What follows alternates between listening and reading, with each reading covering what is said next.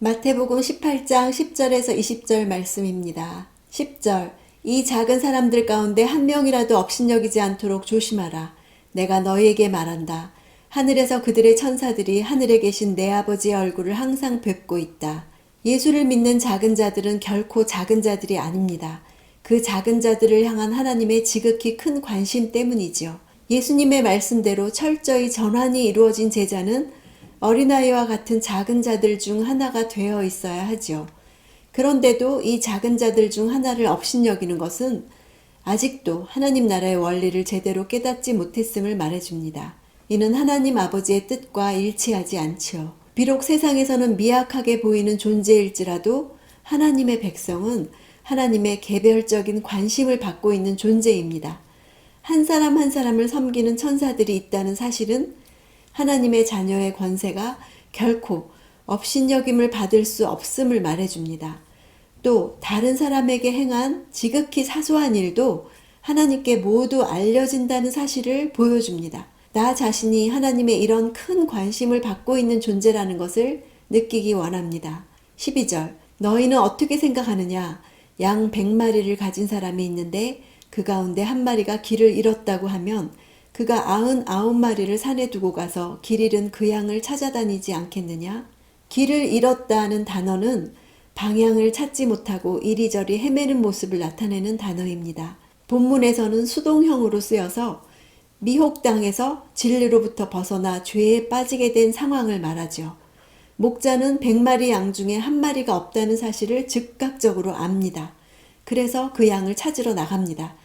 이것이 바로 아버지의 마음이죠. 하나님 나라에서는 이렇게 잃어버려진 자들, 병든 자들을 찾는 목자가 계신다는 사실이 큰 위로가 됩니다. 오늘 내가 죄에 빠져서 병들어서 소외되어 있어도 하나님은 나를 찾아 나서는 분이신 것을 믿기 원합니다. 13절 내가 진실로 너희에게 말한다. 만약 그 양을 찾게 되면 그는 길 잃지 않은 99마리 양보다 오히려 그 한 마리 양 때문에 더욱 기뻐할 것이다. 이 말은 잃어버린 양 가운데는 찾지 못할 양도 있다는 가능성을 내포하고 있죠.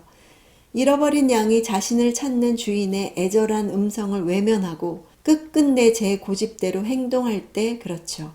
자신의 자유의지를 선한 방향으로 돌려서 주인의 음성을 듣는 양에 대해서 주인은 어떤 대가를 치러서라도 찾으실 것입니다. 이것이 성도들의 주인 되신 하나님의 거룩한 집념입니다. 길 잃은 양이 안전한 곳에 있는 99마리 양보다 더 불쌍하기 때문에 상대적으로 더 큰 배려를 하시는 것이죠.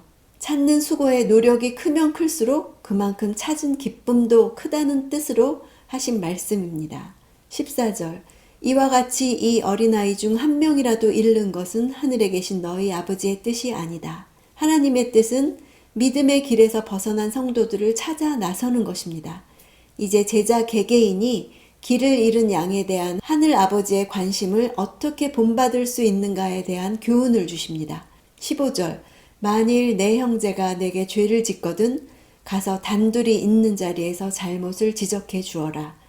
그가 내 말을 들으면 너는 내 형제를 얻는 것이다. 내 형제라고 한 것은 범죄한 형제와 권면하는 사람이 친밀한 관계에 있다는 걸 말해주고요. 자신과 관계된 범죄를 행했음을 암시하죠. 스스로 피해를 당한 쪽이 화해를 주도하고 깨어진 관계를 회복하는 과정을 밟으라고 명령하시죠. 형제들의 관계 개선에 목적이 있는 것이라기보다는 죄 지은 형제를 제자도로 회복시켜서 다시 얻는 데 목적이 있습니다. 잘못을 지적해 주라는 것은 권고보다 더 강한 의미로서 유죄를 선언하다, 죄를 깨닫게 하다 이런 뜻입니다. 이것은 죄를 노출시키는 것을 뜻하고 자기 죄가 폭로된 자의 수치감도 암시하고 있습니다. 결국 본문은 그리스도 안에서 한 형제된 자의 범죄를 묵과하지 말고 그 자신의 죄를 양심 깊이 깨달을 수 있도록 그래서 회개할 수 있도록 먼저 개인적으로 엄히 책망해야 함을 가르치고 있습니다. 이 목적은 다시 형제로 얻기 위함이죠. 심판하고 정죄하는 목적이 아니라 다시 공동체 안으로 회복시킬 목적이 있는 것입니다. 18절 내가 진실로 너희에게 말한다. 무엇이든 너희가 땅에서 매면 하늘에서도 매일 것이요 무엇이든 너희가 땅에서 풀면 하늘에서도 풀릴 것이다. 베드로에게 주어졌던 매고 푸는 권한이 교회에게 주어졌다는 것을 알 수 있죠. 본문에서 매고 푸는 것은 교회가 권징을 시행하는 것을 의미합니다. 교회가 풀면 하늘에서도 풀린다는 것은 교회의 권위에 대한 말씀이죠. 19절 다시 내가 진실로 너희에게 말한다. 너희 가운데 두 사람이 땅에서 어떤 일이든지 마음을 모아 간구하면 하늘에 계신 내 아버지께서 그들에게 이루어 주실 것이다. 이 문맥이 어디서 나온 말씀인지 봐야 되죠. 교회가 권징을 시행할 때 하나님의 뜻에 일치된 판단과 결정을 내리려는 간절한 기도가 필요하다는 것입니다. 교회 안에 불일치를 다루는 동안 이렇게 기도하는 그룹이 있어야 합니다. 그럴 때 비로소 교회의 권징은 하나님의 이름으로 권위 있게 시행될 수 있는 것이죠. 20절 두세 사람이 내 이름으로 모이는 곳에는 나도 그들 가운데 있다. 두세 사람이라는 것은 소수의 사람을 가리키는 관용적인 표현입니다. 예수의 이름으로 모인 곳에 예수께서 영으로 임재하시겠다는 약속은 이제 조금 있으면 예수께서 제자들의 곁을 떠나실 것이 암시되어 있는 말이기도 합니다. 개인적으로 한 사람의 죄를 드러내는 것은 너무도 어려운 일이죠. 그러나 우리 모두에게는 이렇게 진지한 노력을 통해서 회개까지 이르게 하는 진정한 신앙 공동체가 필요합니다. 내가 누군가에게 잘못했을 때 이런 공동체가 있다는 것은 복입니다. 반대로 이런 공동체가 없다는 것은 큰 결핍이죠.